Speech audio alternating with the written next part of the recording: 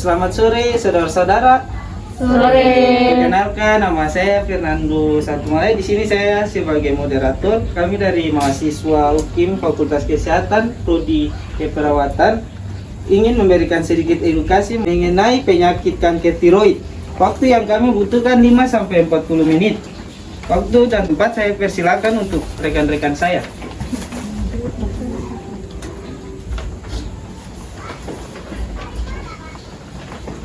Baik semuanya, di sini saya atas nama Fendrico Gabriel Pupela. Di sini saya sebagai pembawa materi yang pertama.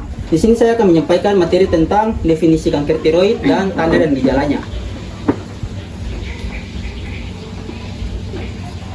Baik teman-teman, pengertian kanker tiroid adalah kanker tiroid ini adalah kelenjar depan leher di bawah kotak suara berbentuk seperti kupu-kupu. Tiroid adalah jaringan endokrin yang bertanggung jawab atas produksi tiroksin. Di belakang kelenjar tiroid adalah kelenjar paratiroid yang mengeluarkan hormon paratiroid. Ya, tiroksin ini diperlukan untuk menjaga fungsi tubuh yang mempengaruhi kadar gula, detak jantung, dan fungsi ginjal. Hormon paratiroid membantu mengatur kadar kalsium tubuh. Jika sel-sel di kelenjar tiroid tumbuh tidak normal dan tidak mati seperti biasanya, maka kanker akan terbentuk. Kanker tiroid merupakan kanker yang menyerang kelenjar tiroid akibat adanya pertumbuhan sel-sel yang tidak terkendali di dalamnya. Penyakit seperti gondok akan meningkatkan resikonya terjadi penyakit kanker tiroid ini sendiri. Gejalanya biasa ditandai dengan adanya benjolan atau pembengkakan cukup besar pada area depan leher. Jumlah jenis kanker tiroid ini bisa dikategorikan menjadi 4 jenis. Yang pertama ada kanker tiroid papiler atau tipe yang paling umum dan sering terjadi pada wanita muda. Yang kedua ada folikular kanker tiroid atau tipe umum berikutnya dan kebanyakan terjadi pada orang tua. Yang ketiga ada kanker tiroid medulari, jenis yang paling langka dan cenderung berjalan dalam keluarga. Dan yang keempat adalah anaplastik kanker tiroid, jenis juga yang paling langka dan ini biasanya terjadi pada orang berusia di atas 60 tahun. Ini tumbuh dengan cepat dan sulit disembuhkan. Kanker tiroid papila yang tidak diobati dapat berubah menjadi jenis kanker ini. Terlepas dari jenis kanker ini, limfoma non-Hodgkin jarang bisa terjadi pada tiroid. Selanjutnya, tanda dan gejala kanker tiroid. Tanda dan gejala kanker tiroid yang sering muncul seperti ini. Pertama, adanya benjolan di depan leher yang susah digerakkan, kencang, tidak sakit, namun cepat membesar. Yang kedua, batuk yang tidak kunjung reda. Ketiga, mulai adanya rasa nyeri di area leher. Keempat, sakit tenggorokan. Kelima, suara menjadi serak dalam periode beberapa minggu. Keenam, sulit menelan dan bernafas. Dan yang terakhir, hipertiroidisme atau jantung berdebar, tremor, penurunan berat badan, gelisah, mudah marah, berkeringat, rambut rontok, dan diare. Baik, selanjutnya saya persilakan untuk rekan saya. Baik saudara-saudara sekalian, perkenalkan nama saya Aiden Natalora. Di sini saya akan melanjutkan materi mengenai patofisiologi dan etiologi serta faktor risiko dari kanker tiroid. Patofisiologi penyakit kanker tiroid dimulai dari sel yang mengalami mutasi, di mana sel tidak lagi peka terhadap regulasi sel normal, di mana mengikuti proses perputaran hidup sel. Tetapi sel berproliferasi tanpa terkontrol dan terjadi proses di mana sel normal berubah menjadi sel ganas atau kanker. Proses ini yang disebut dengan proses karsinogenesis. Mutasi yang terjadi pada gen akan meregulasi siklus sel, mengganggu proses pertumbuhan dan kematian sel. Neoplasma tiroid biasanya muncul diawali dengan adanya pembesaran kelenjar tiroid atau sering disebut sebagai nodul. Perubahan sel normal menjadi neoplastik adalah sebuah proses yang disebut dengan karniogenesis. 4 tahapan dari proses tersebut adalah inisiasi, promosi, conversion, dan juga progression. Inisiasi muncul ketika sebuah kasidogen merusak DNA. Promosi merupakan tahapan di mana terjadi tambahan kerusakan pada sel sehingga menyebabkan terjadinya kerusakan lebih lanjut pada conversion. Progression, sel telah menjadi sangat ganas baik dalam penampakan maupun sifat dan berkembang menjadi kanker yang bersifat invasif dengan metastasis ke bagian tubuh lainnya. Selanjutnya adalah etiologi dan faktor resiko. Adenoma jinak umumnya tidak berbahaya, meskipun kadang tumbuhnya cukup besar, menyebabkan gangguan jalan napas karena menekan trakea, perubahan menuju keganasan karena terjadi, dan nodul tumor jinak menjadi berbahaya. Faktor risiko lainnya termasuk predisposisi genetik, riwayat terapi radiasi 10-20 tahun terkait terapi kanker di bagian tubuh lainnya. Etiologi kanker tiroid adalah akumulasi dari alterasi genetik dan epigenetik yang tidak dapat diperbaiki yang mengakibatkan terjadinya proliferasi tak terkendali sel-sel tiroid. Mutasi genetik yang dapat dipengaruhi oleh faktor-faktor seperti paparan radiasi, konsumsi yodium yang kurang atau berlebihan, hingga obesitas. Saudara-saudara, hingga saat ini, berbagai gen target mutasi penyebab kanker tiroid telah ditemukan. Gen yang paling sering mengalami mutasi adalah gen BRAF. Mutasi gen tersebut ditemukan pada 29 sampai 69 karsinoma tiroid papiler dan ditemukan juga pada karsinoma defisiensi buruk dan karsinoma anasplastik. Alterasi genetik lainnya yang sering ditemukan pada kanker tiroid diantaranya adalah gen RAS yang lebih sering ditemukan pada karsinoma tiroid folikuler, RET dan NTRK1 yang sering ditemukan pada karsinoma tiroid papiler, serta TP53 yang paling sering ditemukan pada karsinoma tiroid anasplastik. Faktor risiko yang dapat meningkatkan kemungkinan terjadinya kanker tiroid adalah 1. Paparan radiasi tinggi, terapi radiasi yang diberikan di masa kanak-kanak atau tingkat radiasi yang luar biasa tinggi di lingkungan berisiko menyebabkan kanker.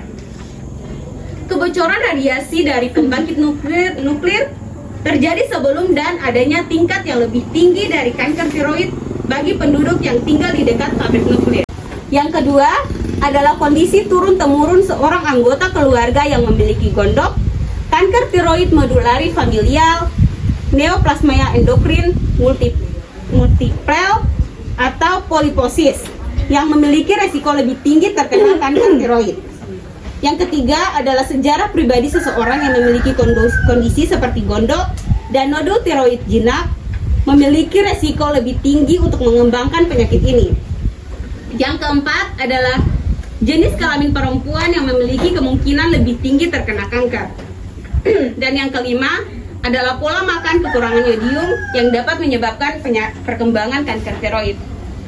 Untuk materi selanjutnya akan dilanjutkan oleh teman saya. Selanjutnya, perkenalkan, nama saya Gabrielia Patina Sarani. Di sini saya akan menjelaskan tentang pemeriksaan penunjang dan pengobatan. Pemeriksaan penunjang pada kanker tiroid dilakukan dengan ultrasonografi atau disebut USG. USG leher dan biopsi aspirasi jarum halus atau fine needle aspiration biopsi atau FNAB. Pasien dengan nodul tiroid dievaluasi dengan USG untuk menentukan perlu atau tidaknya pemeriksaan FNAB. Secara umum, hanya nodul yang berukuran lebih dari 1 cm pada USG disarankan untuk menjalankan pemeriksaan FNAB. Dari FNAB didapatkan hasil sitopatologi yang dilaporkan berdasarkan panduan kategori Bethesda. yang dapat digunakan sebagai dasar penentuan terapi. Hasil sitopatologi ini juga dapat menentukan tingkatan diferensiasi kanker. Pada kasus-kasus nodul jinak dengan resiko rendah, FNAB tidak diperlukan. Namun, terdapat resiko perubahan menjadi keganasan yang kurang lebih 3%. Dan surveillance dapat dipertimbangkan. Begitu pula pada kasus-kasus di mana hasil FNAB dan sitologi menunjukkan risiko rendah. Pertimbangan klinis dilakukan untuk menentukan apakah pasien harus menjalani operasi atau surveillance tanpa operasi.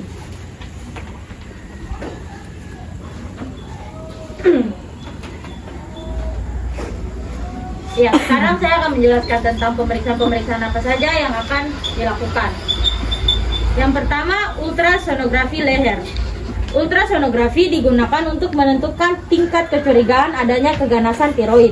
Berdasarkan pola sonografi, tingkat kecurigaan dapat dibagi menjadi kecurigaan tinggi atau resiko keganasan 70-90%, kecurigaan sedang 10-20%, kecurigaan rendah 5-10%, dan kecurigaan sangat rendah yaitu kurang lebih dari 3%.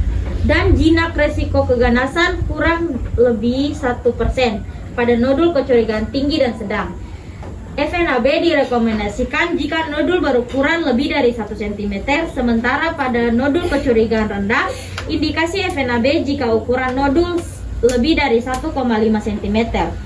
Pada nodul dengan kecurigaan sangat rendah, FNAB dapat dipertimbangkan. Nodul jinak bukan merupakan indikasi FNAB. Selain untuk menentukan risiko keganasan, ultrasonografi atau USG juga dapat membantu memandu biopsi dengan FNAB. Yang berikut, biopsi aspirasi jarum halus. Biopsi aspirasi jarum halus atau FNAB merupakan pemeriksaan yang penting dalam menentukan risiko keganasan dan pilihan terapi. Setelah sampel diambil dengan prosedur FNAB, dilakukan pemeriksaan sitologi pada sampel.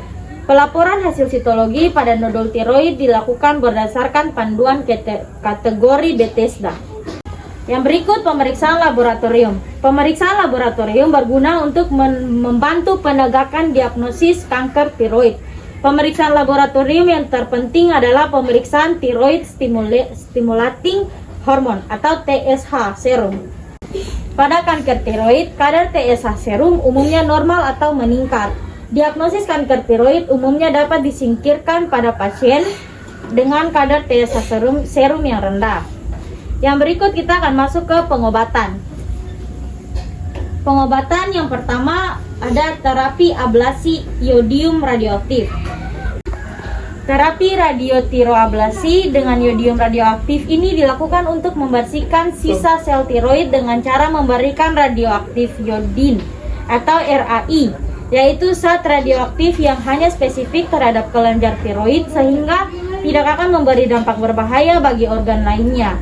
Untuk menjalankan terapi ini, pasien akan diminta untuk minum radioaktif iodium sama seperti mengonsumsi obat. Lalu, pasien akan diminta untuk tinggal di ruang isolasi selama 2-3 hari. Hal ini dikarenakan setelah minum obat, pasien akan menjadi sumber radiasi sehingga dapat menjadi potensi untuk mengenai orang-orang di sekitarnya. Terapi ini dilakukan dengan tujuan agar tidak ada lagi sisa-sisa jaringan dan sel kanker yang dapat berpotensi menyebabkan keluhan di kemudian hari setelah menjalankan operasi. Yang kedua, kita juga bisa melakukan operasi. Operasi tiroid merupakan prosedur pengangkatan kelenjar tiroid yang dapat mengangkat seluruh maupun sebagian kelenjar tiroid. Takaran pada berapa banyak kelenjar tiroid yang perlu diangkat saat operasi akan bergantung pada alasan diperlukannya suatu pembedahan. Prosedur pada operasi ini diawali dengan dokter memberikan anestesi atau bius total pada pasien. Lalu dokter bedah akan mulai melakukan disinfeksi area yang akan dibedah. Kemudian dokter akan membuat sayatan pada leher atau tempat kelenjar tiroid berada. Jika sudah ditemukan kelenjar tiroid, maka dokter akan segera mengeluarkannya. Setelah itu dokter akan menjahit sayatan agar tertutup kembali. Yang berikut, diberikan obat hormon tiroid. Setelah selesai menjalankan 2 perawatan di atas, pasien akan diberikan obat hormon tiroid untuk menggantikan hormon tiroid yang berkurang dan juga agar dapat mencegah terjadinya kekambuhan kanker. Selanjutnya akan dilakukan pemantauan rutin. Jika sudah selesai menyelesaikan perawatan, pasien kanker tiroid dapat tetap diwajibkan untuk mengontrol kondisi diri dengan cara melakukan pemantauan rutin. Terdapat 3 langkah pemantauan rutin yang dapat dilakukan, yaitu pemeriksaan laboratorium yang terbagi atas TSH, tiroglobulin antigen, dan tiroglobulin antibody. Berikutnya USG leher dan whole body scan. Demikian hasil penjelasan materi kami. Saya kembalikan ke moderator. Ya, demikian materi yang telah teman-teman saya bawakan. Di sini kami mau membuka sesi tanya jawab. Apakah dari saudara sekalian, apakah ada pertanyaan? Dipersilakan. Terima kasih atas kesempatannya. Di sini saya akan bertanya. Perkenalkan, nama saya Deborah. Pertanyaan saya, apakah ada pengobatan tradisional yang dapat mengobati penyakit kanker tiroid atau tidak? Terima kasih. Ya, terima kasih atas pertanyaan dari saudari Deborah. Apakah ada pertanyaan dari saudara-saudara yang lain? Ya, dipersilakan. Baik, terima kasih atas kesempatan yang telah diberikan. Perkenalkan, nama saya Leri Antoni. Di sini saya akan bertanya, apakah penyebab kanker tiroid dapat sembuh total?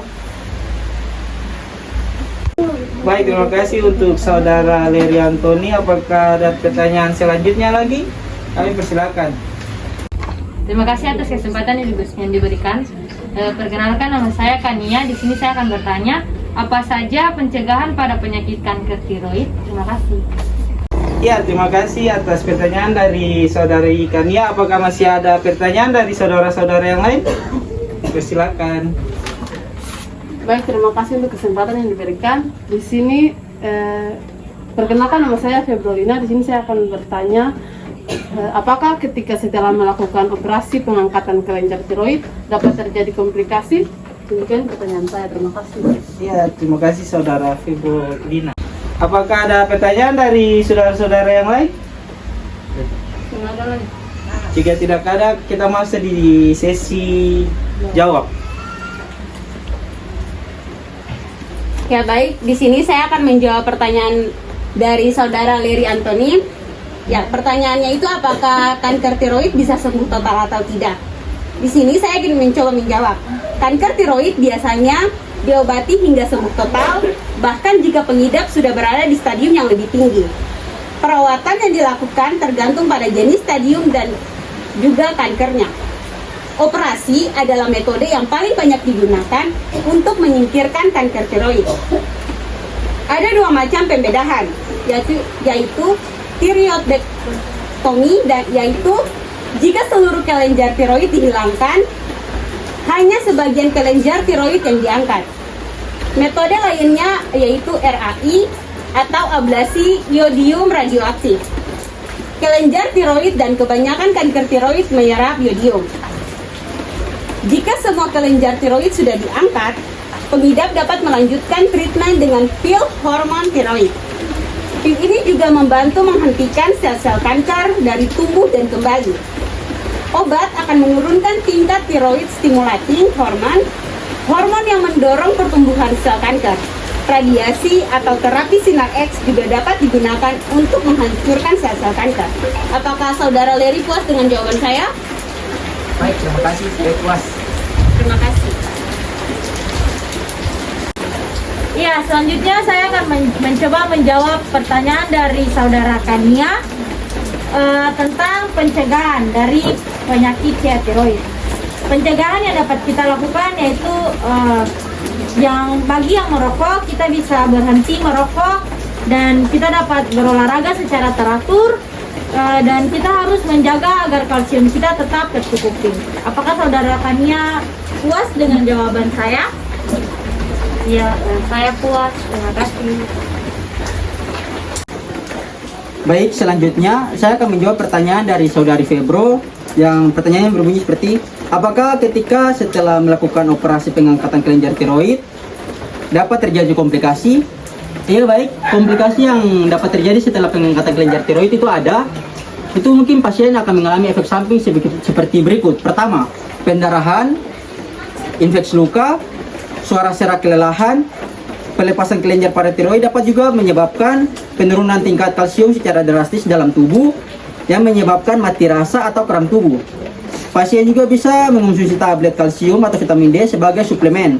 Dan terakhir itu komplikasi yang dapat terjadi itu bekas luka dibiarkan di bagian bawah leher setelah operasi tapi secara bertahap agar pudar. Baik, apakah saudari Febro puas dengan jawaban saya? Puas, terima kasih. Baik, ya selanjutnya saya juga akan menjawab pertanyaan dari saudari Deborah. Pertanyaannya berbunyi, apakah ada pengobatan tradisional yang bisa mengobati kanker tiroid? Iya, baik saudari, sampai saat ini untuk pengobatan kanker tiroid secara tradisional ini belum ada. Tapi ada kala baiknya tuh biasanya tuh langsung bagi penderita kanker tiroid dapat langsung ke rumah sakit untuk dapat melakukan pengecekan supaya dapat diatasi dan diobati. Apakah saudari Deborah puas dengan jawaban saya? Iya, terima kasih, saya puas. Baik. Ya baik, itulah hasil edukasi dari kami. Apakah saudara mengerti dan memahaminya? Iya. Ya, terima kasih. Semoga semua materi yang telah kami sampaikan dapat menjadi edukasi dan pelajaran bagi saudara semua. Sekian dan terima kasih. Holy moly, moly, moly.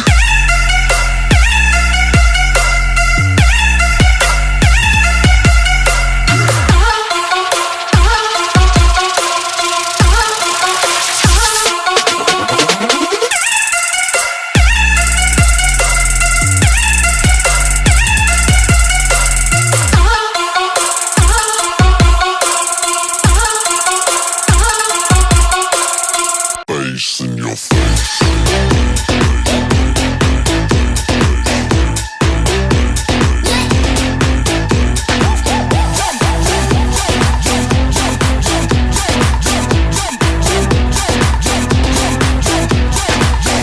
What the hell is going on down there?